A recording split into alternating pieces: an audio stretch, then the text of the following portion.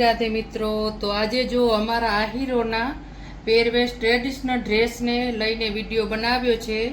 તો અમારો આ પરંપરાગત પહેરવેશ છે અને આ બધી વસ્તુ ભરવામાં બહુ ટાઈમ લાગે છે.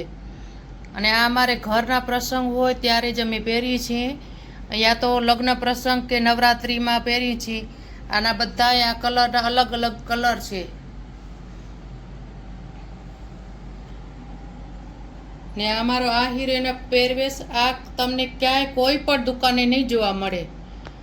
અમારે આ ઘરે જ ભરવું પડે ને ઘરે જ બનાવવું પડે.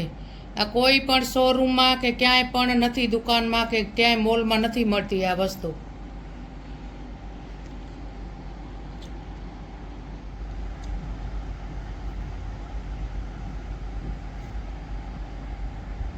ને આ અમારે આ હીરોને ઓઢણી કહેવાય.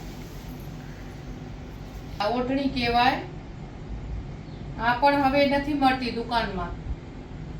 એ ઓઢણી કહેવાય.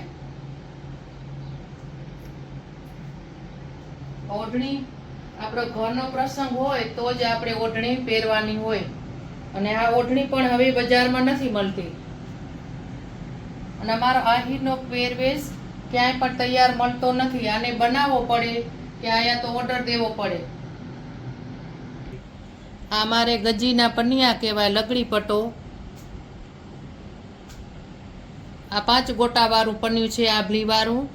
આ આંબાદાર પન્યું છે. અને આ અમારો પરંપરાગત ઝૂમણું છે.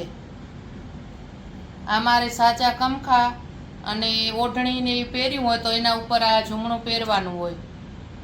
અને આને આ ડોડી કહેવાય.